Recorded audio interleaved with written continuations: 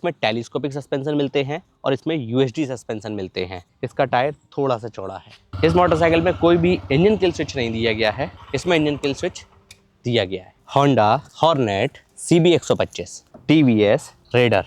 लोग मुझे ज़्यादा पसंद करते हैं, लोग मुझे ज़्यादा पसंद करते हैं। ये दोनों मोटरसाइकिलें तो आपस में लड़ रही हैं। क्या आप भी कंफ्यूज हो कि आपको 125 सीसी के सेगमेंट में कौन सी मोटरसाइकिल लेनी चाहिए? अभी अपने साथ में दो मोटरसाइकिल हैं, एक है TVS की रेडर और ये रही होंडा की हॉर्नेट CB 125। इनमें से बेस्ट कौन सी है? इसका टॉप एंड मॉडल जितने में ऑन रोड आता है उतने में तो इसकी एक्स शोरूम प्राइस है। ये ज़्यादा बेहतर है या फिर ये ज़्यादा बेहतर है? बहुत से लोग आज भी कंफ्यूज हैं। तो आज की ये वाली वीडियो हमारी देखने के बाद में आपकी सारी कन्फ्यूज़न दूर हो जाएगी। आज की इस वीडियो में हम लोग इन दोनों के बीच में मैसिव कंपैरिजन करने वाले हैं, जिससे पता लगेगा कि आपके बजट और आपकी रिक्वायरमेंट के हिसाब से इनमें से कौन सी आपके लिए सबसे बेस्ट रहेगी। वीडियो काफ़ी ज़्यादा स्पेशल है, बिना स्किप की पूरा जरूर देखिएगा। नमस्कार दोस्तों, मैं स्वागत करता हूँ आपका टेक्निकल SST ऑटोमोबाइल पब्लिकेशन पर। सबसे पहले हम लोग बात करते हैं इनके कलर की। इन दोनों ही मोटरसाइकिल में आपको मल्टीपल कलर्स मिल जाते हैं। इसमें ये अभी नया कलर आया है नियॉन, और ये नियॉन में इसका आइकॉनिक कलर है, लेकिन हमने ब्लैक कलर के साथ में गोल्डन ग्राफिक्स के साथ में कंपैरिजन करना सही समझा, क्योंकि नियॉन थोड़ा सा ऑड हो जाता है। इस वजह से दोनों ही मोटरसाइकिल में आपको मल्टीपल कलर्स मिलेंगे। आइए 360 डिग्री कवर कर लेते हैं। ये है रेडर की प्रॉपर राइट प्रोफाइल और ये रही होंडा हॉर्नेट CB 125 की प्रॉपर लेफ्ट प्रोफाइल। ये रही हॉर्नेट की राइट प्रोफाइल और ये रही रेडर की लेफ्ट प्रोफाइल। और सामने से ये दोनों मोटरसाइकिल कुछ ऐसी दिखती हैं, स्पोर्टी हैं, अट्रैक्टिव हैं एंड यूनिक डिज़ाइन है दोनों का ही। दोनों में ही आपको नेकेड हेड मिलता है, कोई भी वाइज़र नहीं मिलता है।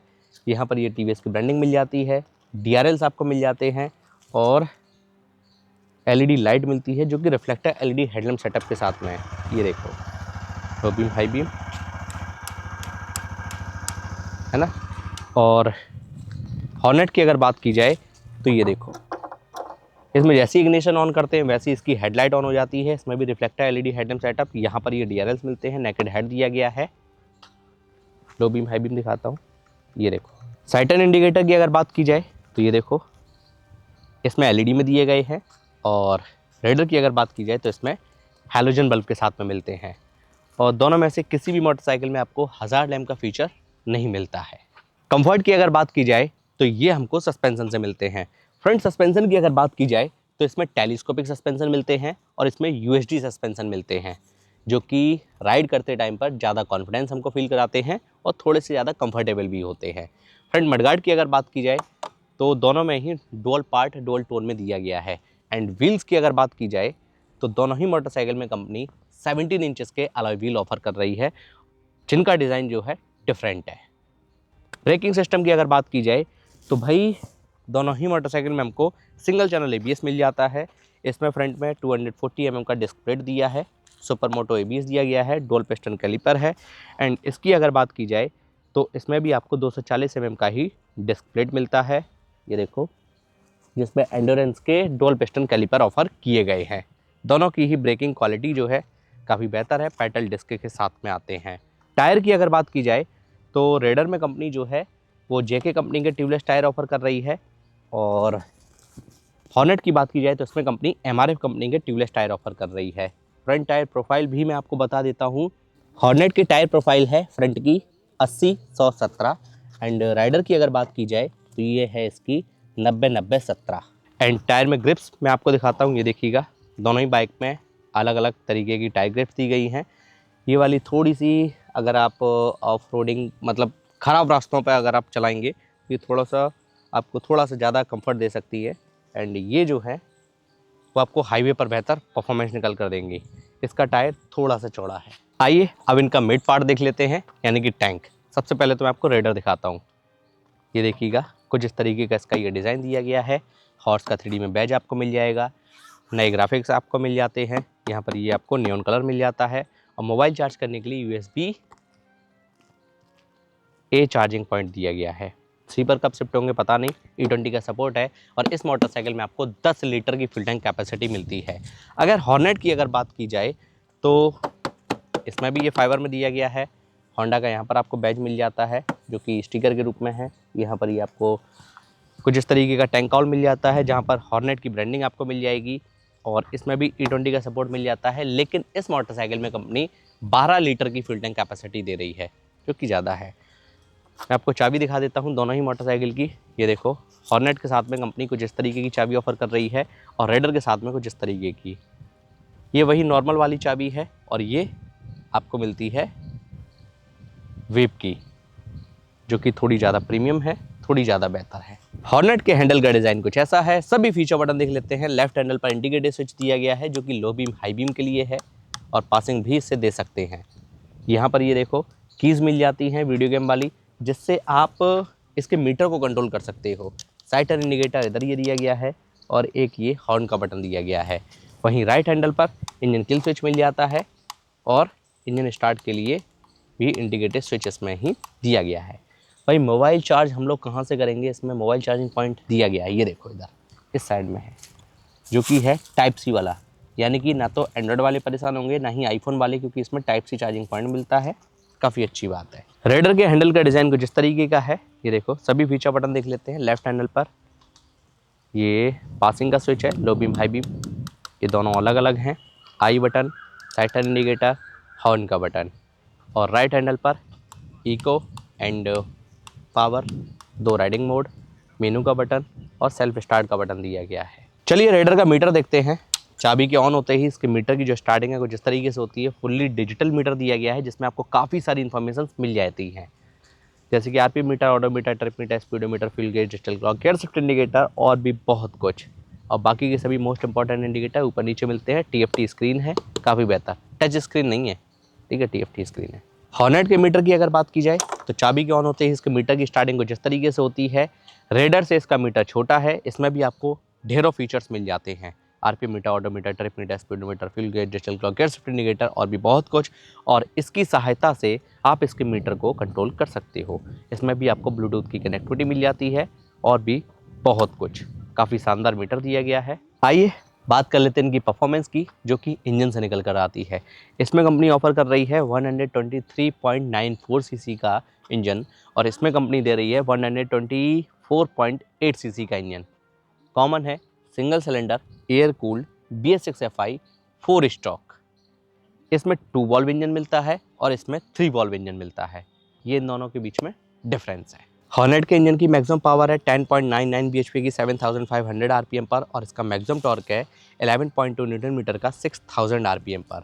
रेडर के इंजन की मैक्सिमम पावर है 11.2 bhp की 7500 आरपीएम पर और इसका मैक्सिमम टॉर्क है 11.75 न्यूटन मीटर का 6000 आरपीएम पर। पावर एंड टॉर्क की अगर बात की जाए तो ऑन पेपर हमको ज़्यादा मिलती है रेडर में। गियर्स की अगर बात की जाए तो इन दोनों ही मोटरसाइकिल में आपको 5 गियर मिल जाते हैं, सिंगल लीवर के साथ में है, जिनका पैटर्न है फर्स्ट डाउन ऑल अप। दोनों ही मोटरसाइकिल में आपको सेफ्टी पॉइंट ऑफ व्यू से side stand cut off feature मिल जाते हैं। सेंटर स्टैंड दिया गया है। राइडर फुट पैड दोनों ही मोटरसाइकिल में ऑटो अनफोल्ड के साथ में आपको मिलते हैं और दोनों ही मोटरसाइकिल में आपको नेकेड चेन सेट मिलता है एंड साड़ी गार्ड मिल जाएगा, लेडी फुट पैड मिल जाएगा। रियर सस्पेंशन की अगर बात की जाए तो दोनों ही बाइक्स में आपको मोनोशॉक सस्पेंशन मिलते हैं। रेडर के साइड पैनल पर रेडर की ब्रांडिंग आपको मिल जाएगी, ये देखिएगा। हॉर्नेट के साइड पैनल पर CB125 की ब्रांडिंग आपको मिल जाती है। कंफर्ट सेक्शन में ही एक चीज़ और ऐड ऑन करेंगे, सीट, जो कि हॉर्नेट में कंफर्टेबल सीट मिल जाती है। राइडर के लिए स्पेशली काफ़ी ज़्यादा कंफर्टेबल है। पिलियन के लिए थोड़ी सी नैरो कर दी गई है और ग्रेवल का पैटर्न काफ़ी ज़्यादा स्पोर्टी रखा गया है। रेडर की सीट की अगर बात की जाए तो ये राइडर के लिए भी कंफर्टेबल है और पिलियन के लिए भी काफ़ी ज़्यादा कंफर्टेबल है।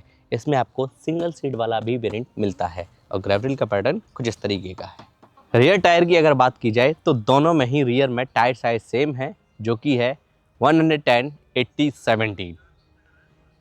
तो यहाँ पर फ़र्क नहीं है, बस फ्रंट टायर में फ़र्क है, रेडर का चौड़ा दिया गया है। आइए दोनों मोटरसाइकिल की रियर से प्रोफाइल दिखाता हूँ। ये देखिए, ये वाली थोड़ी सी स्पोर्टी लग रही है और ये थोड़ा सा कम्यूटर वाला लुक दे रही है ना। दोनों में ही टेल लाइट LED में मिलती है। इसमें side turn indicator halogen bulb में और इसमें LED सेटअप दिया गया है। एंड टायर की अगर बात की जाए तो रियर टायर में ग्रिप्स कुछ इस तरीके की मिलती है। इसमें थोड़ा मतलब अट्रैक्टिव टाइप में है ना, अग्रेसिव टाइप में इसमें पैटर्न दिया गया है, इससे भी ज़्यादा। ये देखो, रियर ब्रेकिंग की अगर बात की जाए तो हॉर्नेट में रियर में कंपनी 130 mm का ड्रम ब्रेकिंग सिस्टम लगाकर दे रही है। स्टार्टिंग में ही बताया इसमें सिंगल चैनल एबीएस मिलता है। वहीं दूसरी ओर रेडर में अगर बात की जाए तो इसमें आपको ड्रम और डिस्क दोनों वेरिएंट मिल जाएंगे। ड्रम में लोगे तो 130 mm का ड्रम ब्रेकिंग सिस्टम और डिस्क में लोगे तो 200 mm का पेडल डिस्क ब्रेकिंग सिस्टम आपको मिलेगा, जो कि सिंगल पिस्टन कैलिपर के साथ में है। एग्जॉस्ट का पैटर्न रेडर का कुछ इस तरीके का है, ये देखिएगा काफ़ी बाहुबली दिया गया है। एंड हॉर्नेट की अगर बात की जाए तो इसमें भी आपको बाहुबली मिलता है। ये देखो, दोनों में से किसी भी मोटरसाइकिल में जो अभी यहाँ पर अवेलेबल है किक स्टार्ट का फीचर नहीं दिया गया है, लेकिन रेडर के साथ में एक एडवांटेज है, इसमें एक वेरिएंट आता है जिसमें आपको किक स्टार्ट का भी फीचर जो है वो मिल जाएगा। तो दोनों मोटरसाइकिल को हम लोग दाएं बाएं आगे पीछे से देख चुके हैं। आइए अब स्टार्ट कर लेते हैं। इंजन साउंड और एग्जॉस्ट नोट सुनाता हूँ। ये लो टीवीएस रेडर, आइडियल कंडीशन पर सुनो पहले। इस मोटरसाइकिल में कोई भी इंजन किल स्विच नहीं दिया गया है, डायरेक्टली चाबी से बंद करना होगा। अब मैं सुनाता हूँ CB 125 हॉर्नेट का इंजन साउंड। इसमें भी साइलेंट स्टार्ट का फीचर मिलता है और इसका इंजन जो है थोड़ा सा ज़्यादा साइलेंट है। एग्जॉस्ट नोट ये देखो, थ्रॉटल देता हूँ, थोड़ा सा साउंड जो है साइलेंट रखा गया है। इसमें इंजन किल स्विच दिया गया है। आइए बात कर लेते हैं इनके डायमेंशंस की। इसका कर्व वेट है 123 kg और इसका कर्व वेट है 124 kg। तो ज़्यादा खास अंतर नहीं है, ये 1 किलो भारी है। ग्राउंड क्लियरेंस में भाई अच्छा खासा फर्क देखने को मिलता है। इसमें है 166 mm का ग्राउंड क्लियरेंस और इसमें 180 mm का ग्राउंड क्लियरेंस दिया गया है, जो कि काफ़ी अच्छी बात है। सीट हाइट इसकी है 780 mm की और इसकी है 796 mm की। जिस किसी की भी हाइट जो है ज़्यादा कम है उनके लिए ये परफेक्ट हो सकती है। आइए बात कर लेते हैं इनके price, mileage, service warranty, pros and con, final conclusion के साथ साथ मेरे पर्सनल ओपिनियन की। टीवीएस कंपनी अपनी इस नई मोटरसाइकिल पर आपको 5 साल 60,000 किलोमीटर तक की स्टैंडर्ड वारंटी देती है। वहीं दूसरी ओर होंडा कंपनी अपनी इस नई मोटरसाइकिल पर आपको 3 साल 42,000 किलोमीटर तक की स्टैंडर्ड वारंटी देती है। वारंटी के मामले में ये ज़्यादा बेहतर है। माइलेज की अगर बात की जाए तो दोनों ही मोटरसाइकिल से 50 से 60 के बीच में माइलेज निकाला जा सकता है। फिर ये डिपेंड करता है बाइक कंडीशन, रोड कंडीशन और आपके चलाने के भी तरीके पर। प्राइस की अगर बात की जाए तो भाई ये डिपेंड करता है इनके वेरिएंट्स पर। होंडा हॉर्नेट में एक ही वेरिएंट आता है, सिंगल वेरिएंट, जो कि अभी अपने साथ में खड़ा हुआ है, लेकिन कलर से आपको इसमें मल्टीपल्स मिल जाते हैं। वहीं दूसरी ओर अगर रेडर की बात की जाए तो इस मोटरसाइकिल में आपको मल्टीपल वेरिएंट्स मिल जाते हैं, इतने नहीं ढेरों। इसकी एक्स शोरूम शुरुआत होती है केवल और केवल 82,000 रुपये से और इसकी एक्स शोरूम प्राइस शुरू होती है, मतलब जो है एक स्टैंडर्ड मॉडल की, वो है 1,15,000 रुपये।